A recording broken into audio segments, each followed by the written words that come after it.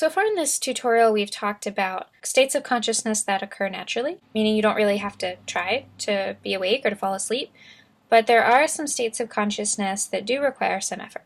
So now I'm going to talk about a couple induced states of consciousness, hypnosis and meditation. When you think of hypnosis, you might think of the typical Hollywood depiction of some creepy guy who swings a pocket watch in front of people's faces and then gets them to start clucking like a chicken or something else they would never do normally. But don't worry, no one can actually do that to you without your consent. A hypnotist's power rests completely in how open you or the person being hypnotized are to suggestion. And most people are open to some degree of suggestion, at least. For example, try this with someone who hasn't seen this video. Get them to stand up and close their eyes, and then tell them that they're swaying back and forth. So don't tell them to sway back and forth, just tell them that that's what they're doing. And most people, when they hear you tell them that they're swaying, will actually start swaying if they weren't before. But if they know what's coming and don't want to be swayed, then this won't work. It's the same with hypnotism. It usually involves getting people to relax and focus on a particular spot or internal function like breathing. And people become more susceptible to suggestion in this state, but only if they want to. So as you enter into that state of hypnosis, an EEG would pick up more alpha waves in your brain, indicating an awake but relaxed state. And some people use hypnosis to try to retrieve memories, which is kind of dangerous and not scientific.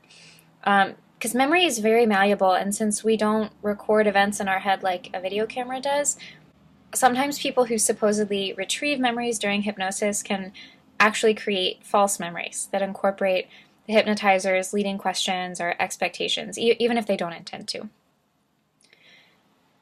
And some people also think that hypnosis helps them refocus their attention, which is why it can be used to treat pain.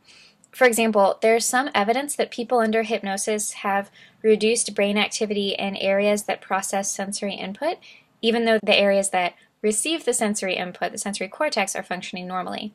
So this could mean that although hypnosis doesn't completely block out sensory input, it might help inhibit our attention to that input, which enables some people to deal with more painful stimuli than they normally would. But again, the bottom line is that if you think it will work, it has a good chance of working. But if you think it won't work, then you're stuck with the more traditional pain-killing techniques. And another induced state of consciousness is meditation. There are a lot of definitions of meditation, but we're going to focus on the type that involves training people to self-regulate their attention and awareness.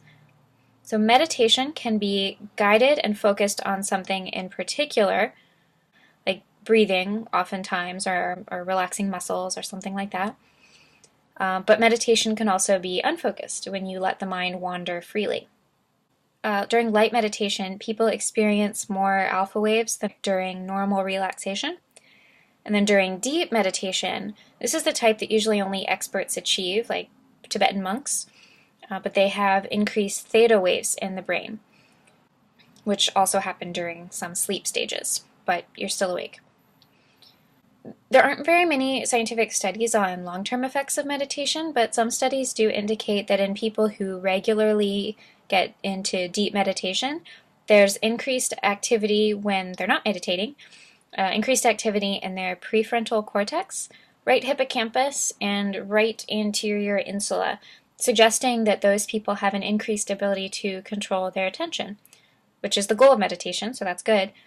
This ability to control your attention could have important implications for people with attention-related disorders such as ADHD, or even people who want to avoid some of the attentional deficits associated with natural aging.